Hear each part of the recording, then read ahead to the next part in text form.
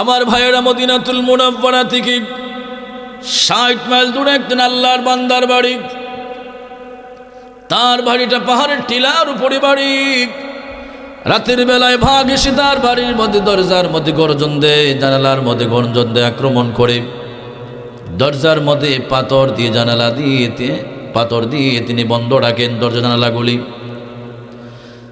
Number 2 number হলো তার 2টা মেয়ে, বিবাহের বয়স পার হয়ে যাচ্ছে, তিনি বিবাহ দিতে পারতেছেন না অভাবের কারণে। 3 নাম্বার হলো এমন অভাবের সংখ্যা, 1 দিন 2 দিন 3 দিন যায়, চুলার মজা আগুন ধরাবার মতো কোনো ক্ষমতা নাই, কোনো সম্পদ নাই, খাবার নাই ঘরে। জুড়ে বলি আল্লাহু আকবার। রাতের বেলায় স্বামী স্ত্রী ঘুম যায়, স্ত্রী ডাক দিয়ে বলে, স্বামী যাও যাও মদিনাতুল মুনাওয়ারায় যাও। আল্লাহর জাতের কসম, আমার কেমন জানি মন সাক্ষী দিচ্ছে, মদিনার নবীর কাছে গেলে আমার মনে হয় কোনো একটা সমাধান এসে যাবে। আল্লাহর হাবিবের কাছে তুমি একটু দৌড়ায় যাও। জুড়ে বলি আল্লাহু আকবার। আল্লাহর হাবিবের কাছে যাওয়ার জন্য কে বলেছেন? তার প্রমাণ কি? আল্লাহ কোরআনে বলেছেন, ওয়ালাউ আন্নাহুম ইযলামু আনফুসাহুম জাউকা ফাস্তাগফিরুল্লাহ ওয়াস্তাগফারা লাহুমুর রাসূল লাওয়াজাদুল্লাহা তাওয়াবার রাহিমা। বড় করে আল্লাহু আকবার, আল্লাহু আকবার। আল্লাহর কোরআন শুনলে বলুন আল্লাহু আকবার। আল্লাহ মহান, আল্লাহ মহান, আল্লাহ মহান, সুবহানাল্লাহ। আল্লাহ পাক বলেন, ওয়ালাউ আন্নাহুম ইযলামু আনফুসাহুম জাউকা ফাস্তাগফিরুল্লাহ। যদি তোমরা নফসের প্রতি জুলুম করো, আত্মার প্রতি জুলুম করো, গুনাহের মধ্যে সাঁতার কাটো, পাহাড় পরিমাণ গুনাহ করো, সমুদ্রের ফেনা পরিমাণ গুনাহ করো, আল্লাহ পাক বলেন জাউকা ফাস্তাগফিরুল্লাহ, তোমরা নবীর দরবারে চলে যাও, সেখানে গিয়ে ইস্তেগফার করো, আল্লাহর কাছে ক্ষমা চাও। আর যখন তুমি আল্লাহর কাছে, নবীর দরবারে গিয়ে আল্লাহর কাছে ক্ষমা চাইবে, রসুল তোমার পক্ষ থেকে বায়া হয়ে উকিলাতি করে আমি আল্লাহর কাছে তোমার জন্য ইস্তেগফার করবে।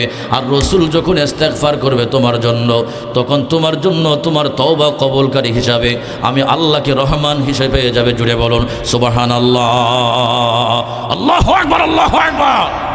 আমরা মদিনায় যেতে চাই কি চাই না? আমার মদিনায় নিবানি নূরের নবীজি, আমার মদিনায় নিবানি, আমার মদিনায় নিবানি নূরের নবীজি, আমার মদিনায় নিবানি। নবীজি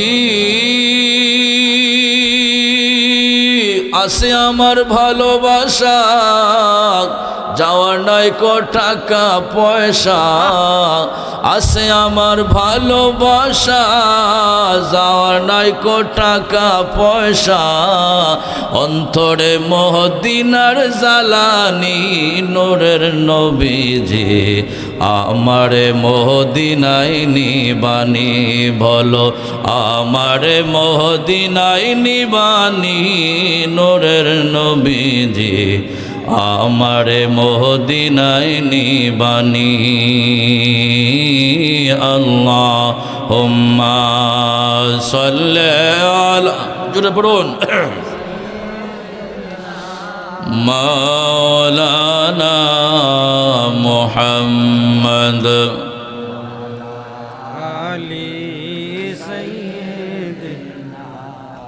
মাওলানা। আমার সুন্নি ভাইরা গভীর মনোযোগ, টুপিয়াজের বাবারা ভাইরা গভীর মনোযোগ। যুবকের বাড়ি মদিনার থেকে 60 মাইল দূরে পাহাড়ের উপর টিলায়।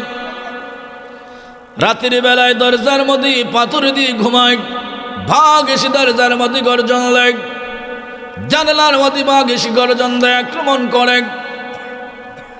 রাতের বেলায় স্বামী স্ত্রী ঘুম যাচ্ছিলেন, স্ত্রী ডাক দিলে, স্বামীর মদিনাতুল মুনাওয়ারায় যাও, আল্লাহর হাবিবের কাছে গেলে আমার মন গলে, মনে হয় একটা ফয়সালা এসে যাবে, তিনি রহমতের নবী, তার কাছে গেলে কেউ নৈরাশ হয় না। জুড়ে বলুন আল্লাহু আকবার। যাও রে স্বামী যাও, যাও যাও যাও মদিনাতুল মুনাওয়ারায় যাও। এইভাবে আমরা রাতের বেলা স্বামী স্ত্রী ঘুম গেলে একটু পরামর্শ করে, কি করে না, মাঝে মাঝে স্বামী স্ত্রী এইভাবে ঘুম গেলে পরামর্শ করে। স্ত্রী ডাক দেন, আব্দুল্লাহর বাপ এইভাবে ঘুরাইয়া ঘুরে আর কতদিন খাইবে, একটা ছোটোখাটো ব্যবসা হইলে করো, কথা বলেন ঠিক না বেটি, কয় না, এইভাবে আর কত এইভাবে খাইবেন। মদিনাতুল মুনাওয়ারায় যাও, যাও যাও যাও দয়ার নবী রহমতুল নবীর কাছে যাও, একটা ব্যবস্থা হয়ে যাবে। আল্লাহর নবী সাল্লাল্লাহু আলাইহি ওয়াসাল্লামের দরবারে ওই আল্লাহর বান্দা দৌড়াচ্ছিলেন। 1 মাইল নয়, 2 মাইল নয়, 60 মাইল তিনি পাগলের মতো হয়রান হয়ে আওলা কিসে পাগল বেশে মদিনাতুল মুনাওয়ারায় চলে গেলেন। গিয়া দেখলেন এই টুপিয়া জরির মানুষ যেভাবে বসে আছে আল্লাহর হাবিবের সামনে, তার সাহাবীরা বসে আছেন, মাহফিল চলছে। জুড়ে বলুন সুবহানাল্লাহ। মাহফিল চলছে, মাহফিলের আদব হলো যে সামনে আসে সামনেই বসবে, যে পিছনে আসে পিছনে বসবে, কাউকে ডিঙ্গায়া সামনে আসা যাবে না। আল্লাহর হাবিবের দরবারে ওই সাহাবী চলে গেলেন, তিনি সাহাবী হয়ে গেলেন। রাসূল করিম সাল্লাল্লাহু আলাইহি ওয়াসাল্লামকে এই চক্ষুর চামড়া দিয়ে, চামড়ার চোখ দিয়া ঈমানের সাথে দেখলে সাহাবী হবে।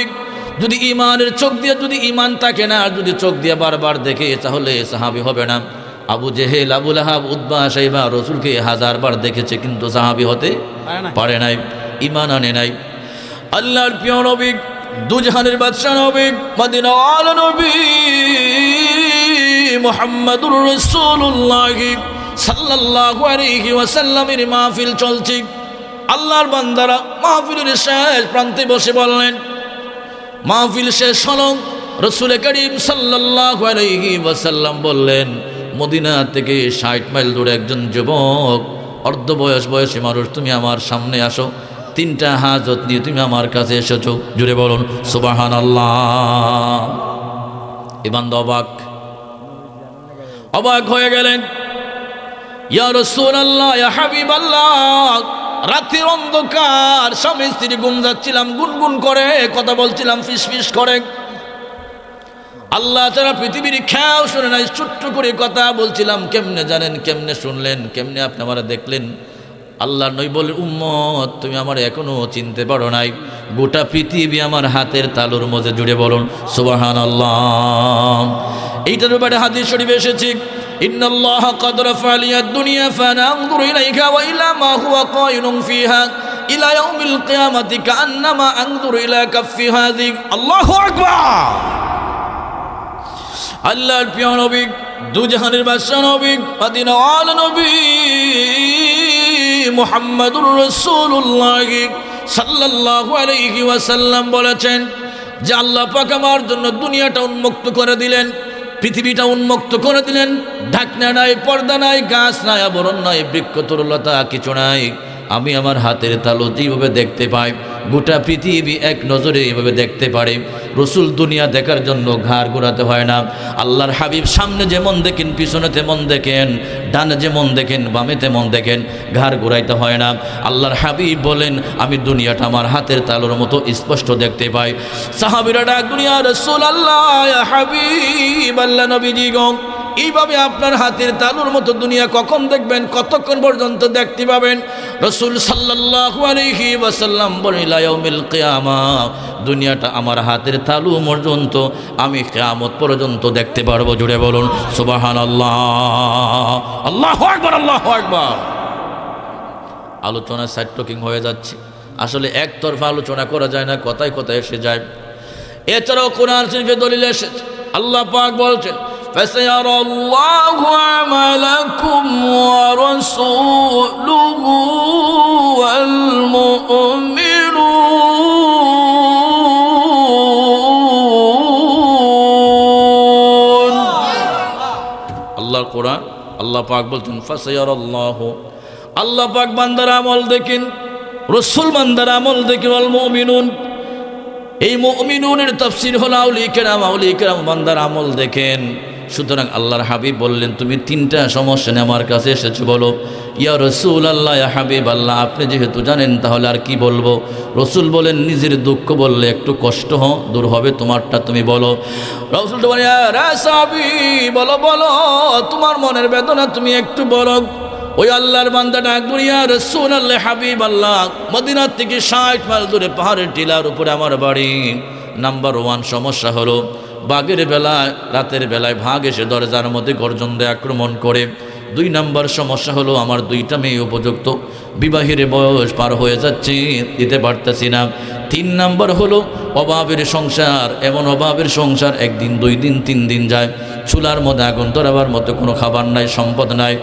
আল্লাহর নবী ডাক দিলে, সাহাবী রে, সাহাবী, নামাজ ঠিক করো, তোমার নামাজ গলদ আছে।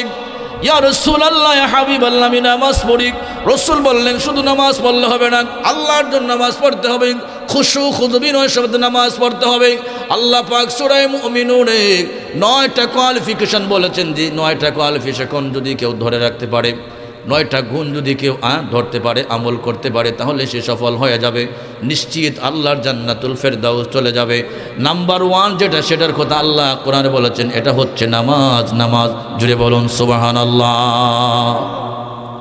আল্লাহ পাক সূরা মুমিনুনের শুরুতে বলেছেন, আল্লাযীনা হুম ফী সালাতিহিম খাশিউন। বড় করে বলি আল্লাহু আকবার। আল্লাযীনা হুম ফী সালাতিহিম খাশিউন, যারা নামাজে খুশু খুজু বিনীত নম্র ভদ্র, যারা খুশু খুজু বিনয়ের সাথে যারা নামাজ পড়ে। খুশু আর খুদু 2টা শব্দ, মানে পাশাপাশি সমর্থবোধক, সাইনোনাইমস, অ্যান্টোনাইমস। আমার ভাইয়েরা, বিনয়ের সাথে যারা নামাজ পড়ে, আল্লাহ পাক বলছেন তারা সফল হয়ে যাবে। কাদ আফলাহাল মুমিনুন, সফল হয়ে যাবে।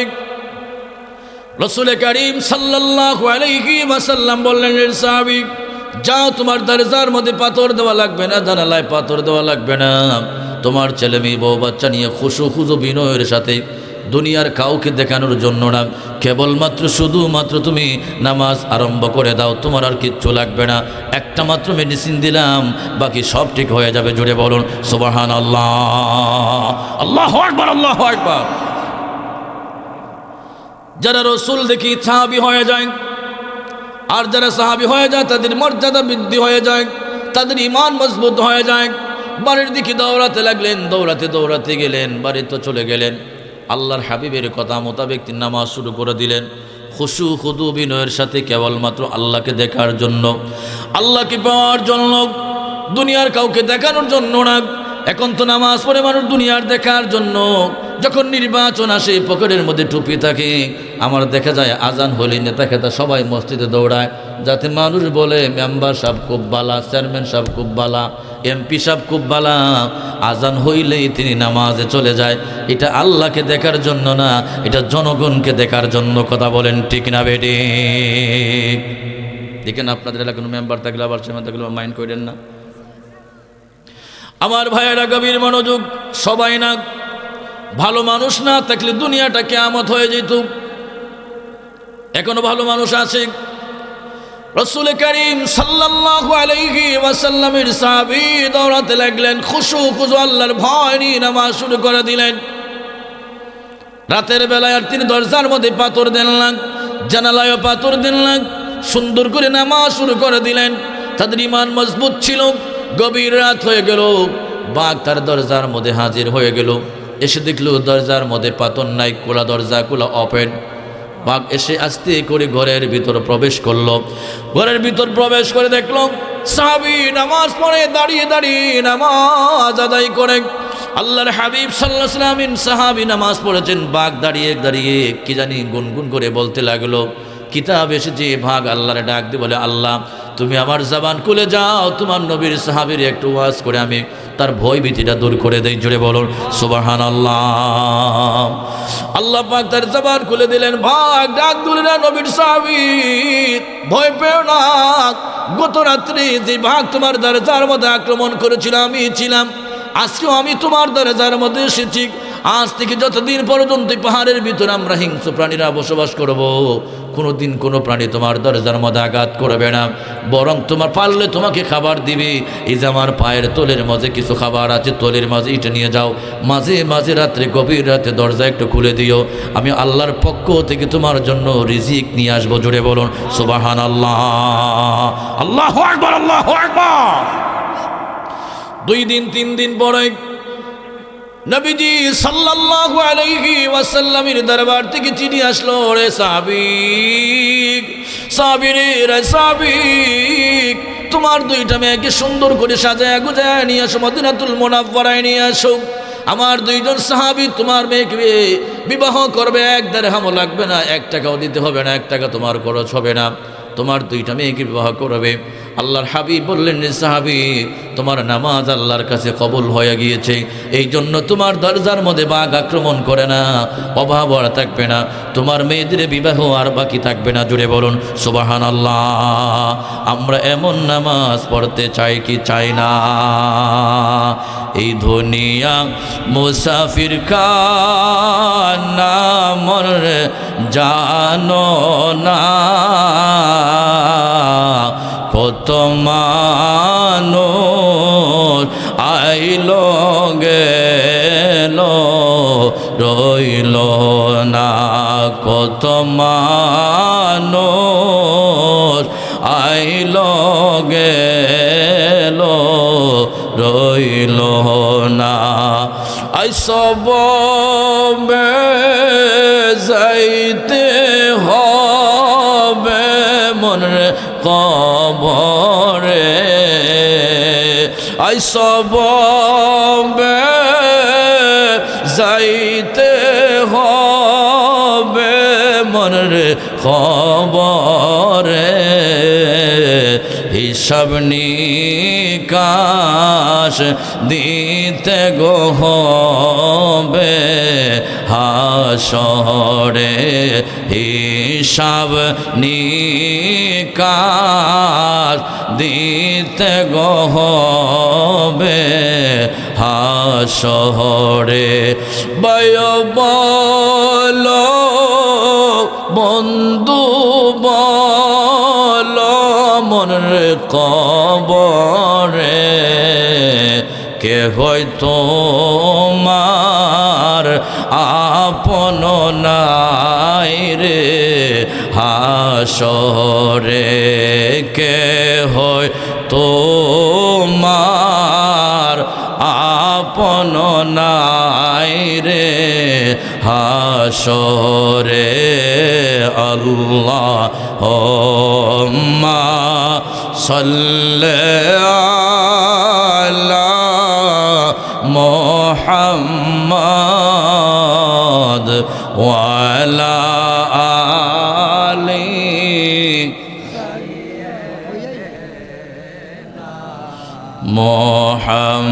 মুহাম্মাদ ওয়া আলা আলি।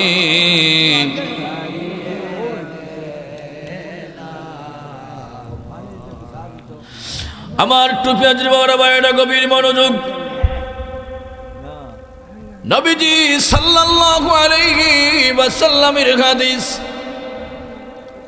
অসংখ্য হাদিস রয়েছে, সব আপনাদের সামনে বলতে পারবো না, ছোট্ট ছোট্ট করে কয়েকটা ছোটি হাদিস আপনাদেরকে বলে দিই। রাসূল বলেছেন, নাস-সালাতু রাসুল ইবাদাত, নামাজ হচ্ছে ইবাদতের মূল, ইবাদতের মাথা। যার মাঝে নামাজ নাই তার অন্য আমলের কোনো দাম নাই।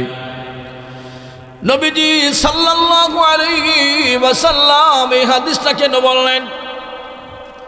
যার হাত নাই, পাও নাই, কান নাই, চোখ নাই, এমন মানুষ পৃথিবীতে অনেক আছে, প্রতিবন্ধী মানুষ আছে না, বেঁচে থাকতে পারে। আপনারা টুপিয়াদুরের বাবারা ভাইয়েরা, আপনারা একটু বলেন, পৃথিবীতে মাথা নাই এমন মানুষ কেউ বেঁচে আসেনি? নাই। এই জন্য রাসূল বলেছেন, আস-সালাতু রাসুল ইবাদাত, সমস্ত ইবাদতের মূল হলো মাথা, হলো নামাজ। নামাজ জুড়ে বলুন সুবহানাল্লাহ। আপনাদের খারাপ লাগতেছে? নামাজের ওয়াজ করাতে বেজার হইতেছেন? ভাইরা আমার, আমাদের ইমান শক্ত, আমরা তো সুন্নি মানুষ, আমাদের ইমান টুস করে আগুন ধরে, একটু ফাঁকা ফুকতা। একটু আগুন জ্বলতেছে, কলিজাতে জ্বলতেছে, এখনও জ্বলতেছে।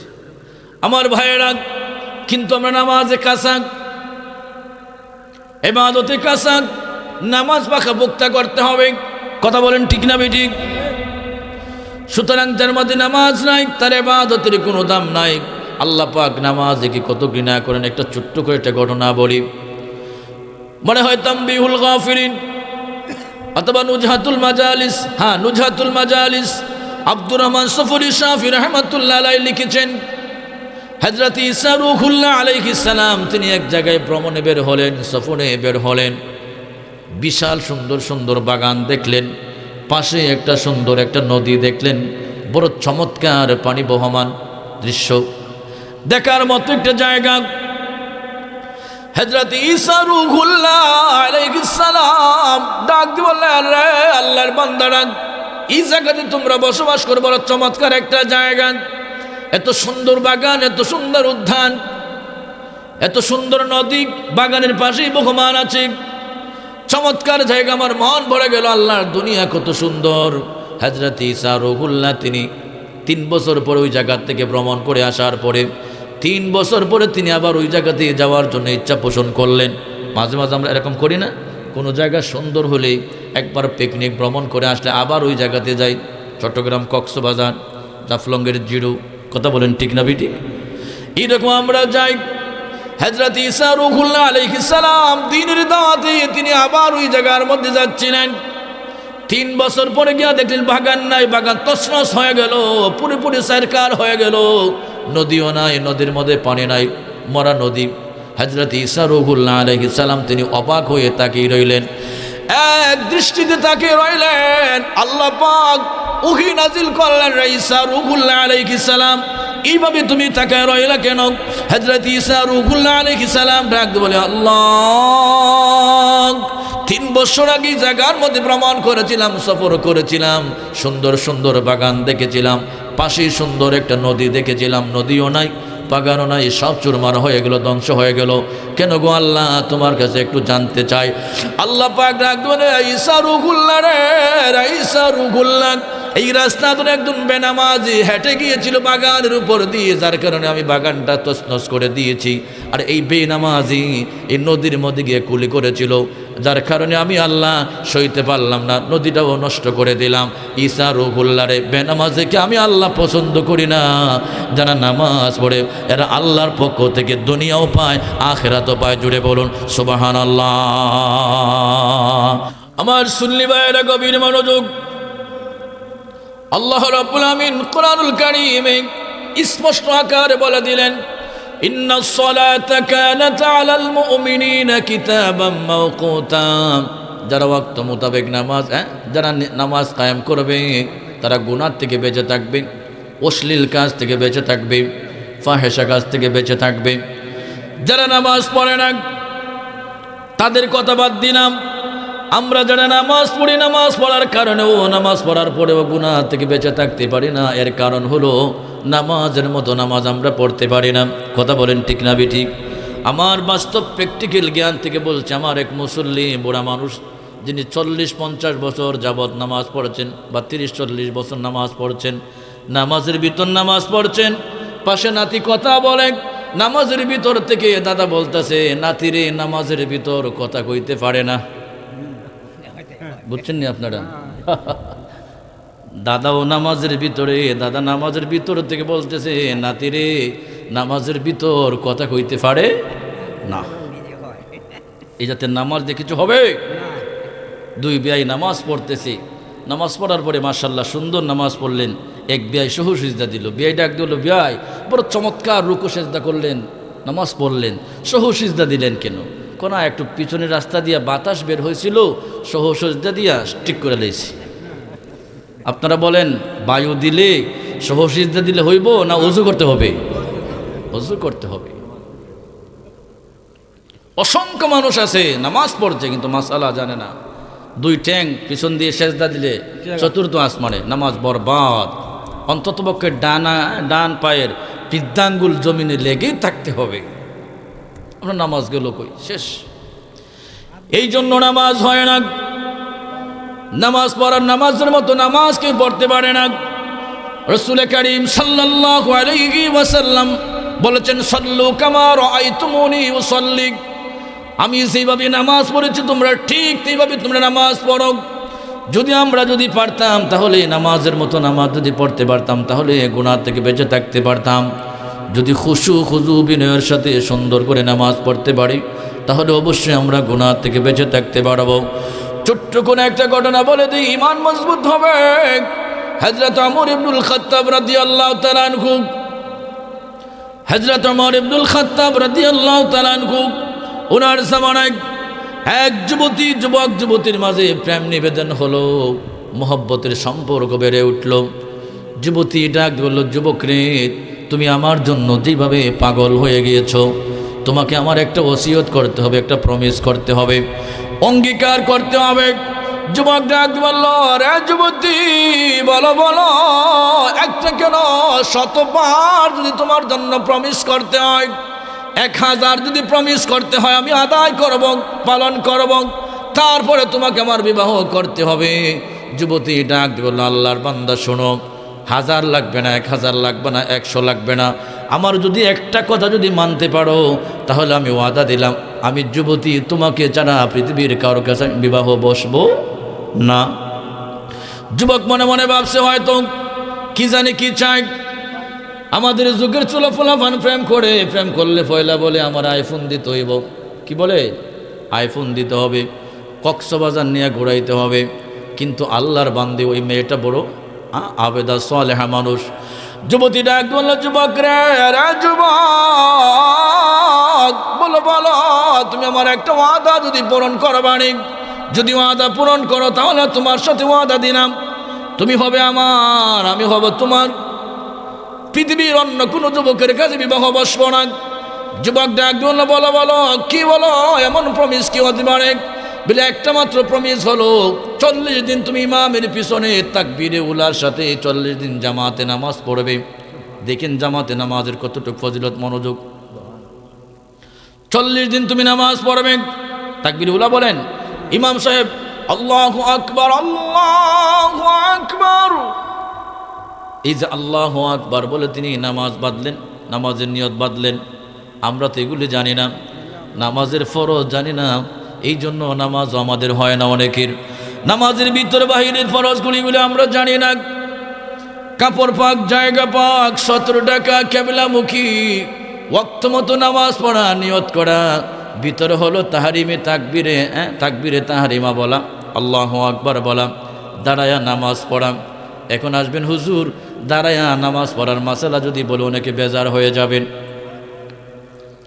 এই যে আমরা চেয়ারে নামাজ পড়ি, দাঁড়ায়া নামাজ পড়ার মাসালা হলো, কেউ যদি 1 মিনিট দাঁড়ানোর সক্ষম শক্তি দেখে, 1 মিনিট দাঁড়ায় নামাজ পড়বে, তারপরে তার গায়ে যদি এনার্জি না থাকে, শক্তি না থাকে, তাহলে বসবে। বসতে যে 2 মিনিট বৈশা নামাজ পড়েছে, আবার তার গায়ের মধ্যে শক্তি এসেছে, এনার্জি আছে, আবার সে দাঁড়িয়ে যাবে। কিন্তু চেয়ারের মাসালা আমরা কোথাও পাই নাই, কোনো আলেমরা পাই নাই। তারা নামাজ পড়ে, তাদের নামাজ হয় কি না এটাও আমরা জানি না, আল্লাহ পাক ভালো জানেন। আমরা তাদের নামাজ হয় না এমনটাও বলতে পারবো না, আল্লাহ আলাম, আল্লাহ পাকে ভালো জানেন। আমার ভাইয়েরা, তারপরে হলো কেরাত পড়া, রুকু করা, সেজদা করা, শেষ বৈঠক করা। এই যে ফরজগুলি অনেকেই জানে না, কথা বলেন ঠিক না বেঠিক? এই ফরজগুলি কেউ যদি ইচ্ছায় হোক অনিচ্ছায় হোক যদি কেউ তরক করে, নামাজ বরবাদ। এখানে সহসিদ্ধা চলবে না। যদি ওয়াজিবও চলে যায় ইচ্ছাকৃত হবে, নামাজ হবে না। যদি অনিচ্ছাকৃত হয় তাহলে সহসিদ্ধা দিলে নামাজ হবে। এই যে নামাজের মাসালা মাসাইল, এইগুলি আমরা জানতে হবে, এগুলি যেন আমাদের জন্য ফরজ। কথা বলেন ঠিক না বেটি? ওই যুবতীটা একদম যুবকরা তাকবীরে উলার সাথে ইমাম সাহেব যখন আল্লাহু আকবার বলেন, তার সাথে নিয়ত বাদে তুমি 40 দিন জামাতে নামাজ পড়বে, 1 ওয়াক্ত নামাজ কাদা হতে পারবে না। তুমি যদি 40 দিন নামাজ পড়ো তাহলে ওয়াদা দিলাম, তুমি হবে আমার, আমি হব তোমার। জুড়ে বলি সুবহানাল্লাহ। যুবক নামাজ শুরু করে দিল। আপনারা বলেন আল্লাহরে পাওয়ার জন্য না যুবতীরে পাওয়ার জন্য? যুবতীরে পাওয়ার জন্য নামাজ শুরু করে দিল।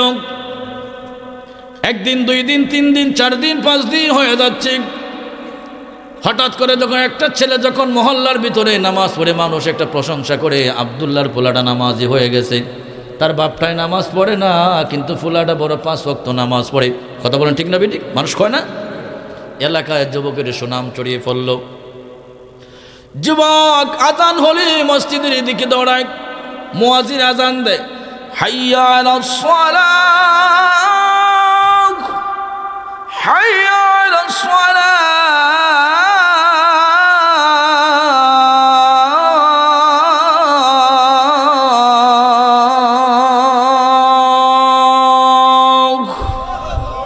অর্থ কি?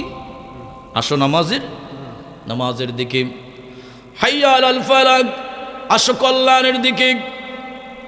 মুয়াজ্জিন একবার না, দুইবার না, দৈনিক 5 বার মানুষকে ডাকে, আসো নামাজের দিকে, আসো কল্যাণের দিকে আসো।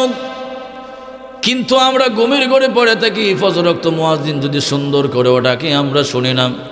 মুয়াজ্জিন বারবার প্রতিদিন ডাকে, আসসালাতু খায়রুম মিনান নাওম, ঘুম হতে নামাজ ভালো। কথা বলেন ঠিক না বেটি? মুয়াজ্জিন ডাকে, আসসালাতু খায়রুম মিনান নাওম।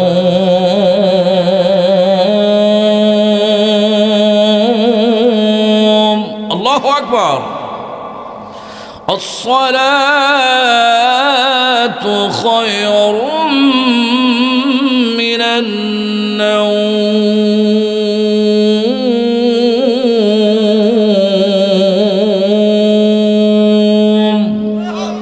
অর্থ কি? ঘুম হতে নামাজ ভালো। এই যে মুয়াজ্জিন 5 ওয়াক্ত নাকি হাইয়া আলাস সালাহ, হাইয়া আলাল ফালাহ, আসো নামাজের দিকে আসো, কল্যাণের দিকে আসো, প্রত্যেক দিন ডাকে আসসালাতু খায়রুম মিনান নাওম, ঘুম হতে নামাজ ভালো। এইভাবে বারবার মুয়াজ্জিন ডাকে, আমরা ডাক তার শুনি না। ওই যুবক আল্লাহর জন্য আস্তে আস্তে পাগল হয়ে যাচ্ছে। 1 সপ্তাহ যখন হয়ে গেল, সুন্দর করে নামাজ পড়ে, লম্বা রুকু দিয়ে সিজদা দেয়, নামাজের একটা মহব্বত তার মাঝে এসে গেল। জুড়ে বলে আল্লাহু আকবার। মসজিদের ভিতরে বেশিরভাগ সময় কাটায় যুবক, তাসবিহ তাহলিল পড়ে, মসজিদের আঙ্গিনায় অবস্থান করে, মাঝে মাঝে বাড়িতে আসে। যুবতী ডাক দিল, যুবক রে, যুবক, নামাজ পড়ো, এলাকায় তোমার সুনাম ছড়িয়ে পড়েছে। যুবকরে সুন্দর করে রুকু দিও, সেজদা দিও। আর যদি সুন্দর করে রুকু সেজদা করে থাকো, তাহলে তোমার পয়লা নাম্বার কাজ হলো সুন্দর করে তুমি ওযু করবা। কারণ হচ্ছে যদি ওযু না হয় তাহলে তোমার সুন্দর রুকু আর সেজদার কোনো দাম নাই। কথা বলেন ঠিক না বেটি?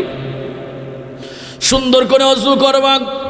যুবক সুন্দর করে ওযু করে, রুকু সেজদা করে, আস্তে আস্তে নামাজের মহব্বত তার ভিতর প্রবেশ করল। 20 দিন, 30 দিন, 40 দিন যখন হয়ে গেল, যুবকটাকে এলাকার মধ্যে দেখা যায় না, মসজিদও পাওয়া যায় না, মহল্লায় পাওয়া যায় না। মানুষ দৌড়াতে লাগলো, ওই ছেলেটা কোথায়? যে ছেলেটা 5 ওয়াক্ত নামাজ পড়ে, ফজরের সময় যাকে নামাজে পাওয়া যায়। এলাকার মানুষ দৌড়াতে লাগলো, পাগল হয়ে দৌড়াতে লাগলো, ছেলেটা কোথায়?